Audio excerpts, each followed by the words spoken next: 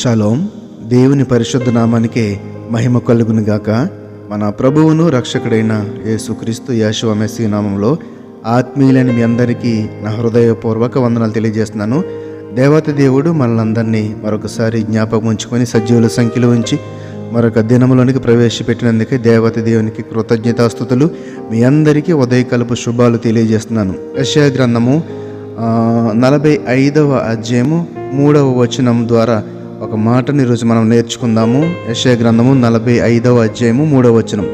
పేరు పెట్టి నిన్ను పిలిచిన ఇశ్రాయేలు దేవుడినైన యెహోవాను నేనే అని నీవు తెలుసుకున్నట్లు అంధకార స్థలములలో ఉంచబడిన నిధులను రహస్య స్థలములలోని మరుగైన ధనమును నీకిచ్చేదను. ఒక మాట, చాలా అద్భుతమైన మాటను మనం చూస్తున్నాము.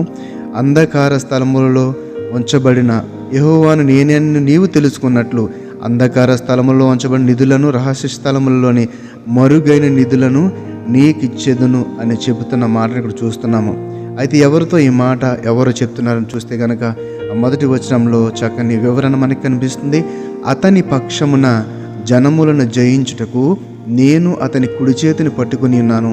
నేను రాజుల నడికట్లను విప్పేదను, ద్వారములు అతని ఎదుట వేయబడకుండా తలుపులు తీసేదనని యెహోవా తాను అభిషేకించిన కోరెషును గురించి ఇలాగూ సెలవిచ్చున్నాడు. కోరెషుకు దేవత దేవుడు ఇస్తున్న ఒక గొప్ప ఆశీర్వాదము, ధైర్యము, తోడు, సహాయము అని చెప్పవచ్చు. అయితే ఈ మాటను మనం ఒకసారి ఆలోచన చేస్తే కనుక ఇవి అనేక ప్రాంతాలను, నగరాలను జయించి కొల్లగొట్టేందుకు దేవుడు కోరెషుకు బలం ఇస్తున్నాడని మనం ఈ భవిష్యత్తు వాక్కుల కింద మనం అర్థం చేసుకోవచ్చు. అంటే అతని ద్వారా దేవుడు కొన్ని దేశాలపైకి విపత్తును పంపుతాడు, మరికొన్ని దేశాలనేమో సుసంపన్నం చేస్తున్నాడు.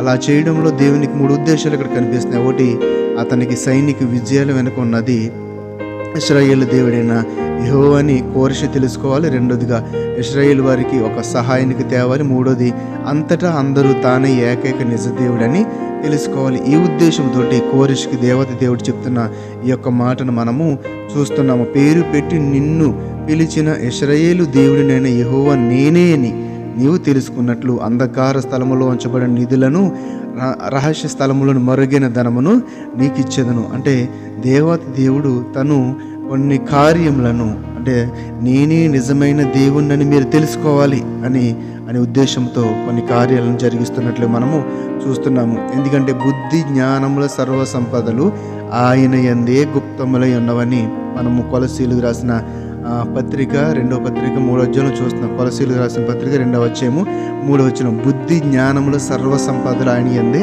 గుప్తములైనవి కాబట్టి ఆయన ఇచ్చుటకు సమర్థుడు.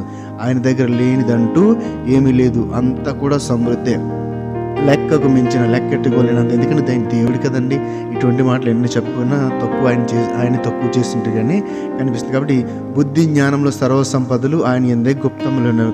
కాబట్టి మనకు బుద్ధి కావాలన్నా, జ్ఞానము కావాలన్నా, వివేచన కావాలన్నా, తెలివి కావాలన్నా, ఏది కావాలన్నా సరే అది దేవుని దగ్గర దొరుకుతుంది. కాబట్టి ఎవరైతే జ్ఞానము కావాలని కోరుకుంటున్నారో, జ్ఞానం లేదు నాకు జ్ఞానం కోరుకుంటున్నారో, తండ్రిని అడిగితే కనుక ఆయన మనం అడిగిన దానికంటే ఎక్కువగా ఇచ్చుటకు ఆయన సిద్ధంగా ఉన్నాడు. కోరెషుని ఎలాగైతే తన చిత్తమునకు లోబర్చుకొని ఆ యొక్క ఇశ్రాయేలు జనాంగం నడిపించుటకు ఈ యొక్క కార్యములను చెప్తున్నాడు.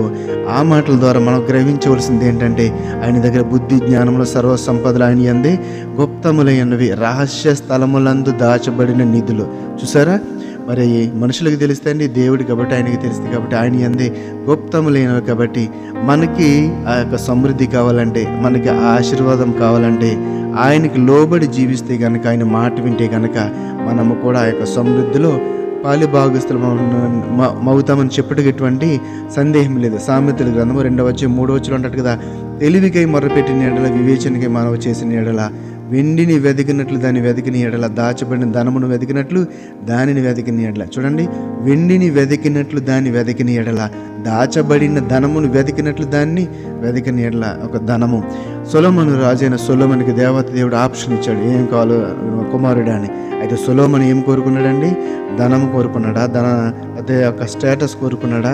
ఏమి కాదు, జ్ఞానమును కోరుకున్నాడు. జ్ఞానములుంటే 2+1+1 అవసరం అన్నమాట. దేశాన్ని చక్కగా పాలించవచ్చు, అలాగే ధనమును తానే సమకూర్చుకోవచ్చు. జ్ఞానము గలవాడు, తెలివి గలవాడు మరి ఈ యొక్క తెలివిని యొక్క ధనమును సంపాదించడము అది పెద్ద కష్టం కాదు కదండి. కాబట్టి ఈ యొక్క దేవత దేవుడు చెప్పిన ఈ మాటలోని మర్మము మనము కూడా తెలుసుకుని, యెహోవాను నేనే నీవు తెలుసుకున్నట్లు అంధకార స్థలములో ఉంచబడిన నిధులను, రహస్య స్థలములు మరుగిన ధనమును నీకు ఇచ్చేదని. కాబట్టి మనకి ఆ యొక్క ధనము, ఆ యొక్క సమృద్ధి, లేదా ఆ యొక్క జ్ఞానము, తెలివి, వివేచన మనకు లోటుగా ఉందని నీవు గ్రహిస్తే గనక ఈరోజు దేవుని సందుకొచ్చి ఆయన అడుగుదాం. ఆయనకు అసాధ్యమైనది ఏది లేదు. ఆయన సమృద్ధిగా దయచేవాడు. మనము అడిగిన దానికంటే కూడా ఎక్కువగా ఇచ్చేవాడు. కాబట్టి అటు రీతిగా దేవుని సందులో ఆయన యొక్క సహాయమునకు, ఆయన యొక్క చిత్తమునకు, ఆయన యొక్క ప్రణాళికకు తలొగ్గి ఆయన అధికారం క్రింద బ్రతుకుచు ఆయన యొక్క అడిగిన విరిగి నలిగిన హృదయం ఆయనకి సమర్పిద్దాం. ఈ మాటను బట్టి దేవత దేవుడు మన ఆత్మలను బలపరిచి స్థిరపరచును గాక. ఆమేన్. పరిశుద్ధ మహోన్నతుల మమ్మ కన్న తండ్రి, నీకు వందనాలు, స్తుతులు, స్తోత్రాలు. నాయన దాచబడిన ధనమును మా కొరకు నువ్వు ఇస్తావని, దాచబడిన ధనమును వెతికినట్లు జ్ఞానమును గురించి వెతకాలని ఈరోజు మాకు తెలియజేశారు ప్రభువా. ఈ మాటను బట్టి మా ఆత్మలు బలపరచండి, రక్షణ దయచేయండి, ఆత్మలు బలం దయచేయండి, స్వస్థత దయచేయండి ప్రభువా. నీ కృపలో ఎవరైతే తండ్రి ప్రభు అంధకార సంబంధమైన శక్తులతో ఏమైనా బంధించబడి బాధపడుతున్నారు వారందరినీ విడిపించి నీ రాకడలు ఎత్తుపట్టుకోమని అల్పున అయోగ్యుడును నాకు ఇచ్చిన యొక్క తండ్రి అవకాశం నిబంధనలు చెల్లించుకుంటూ నజరేయుడైన యేసు నామములో ప్రార్థన అడిగి వేడుకొనుచున్నాము తండ్రి. ఆమేన్, ఆమేన్. షాలోమ్. అందరికీ వందనాలు. షాలోమ్.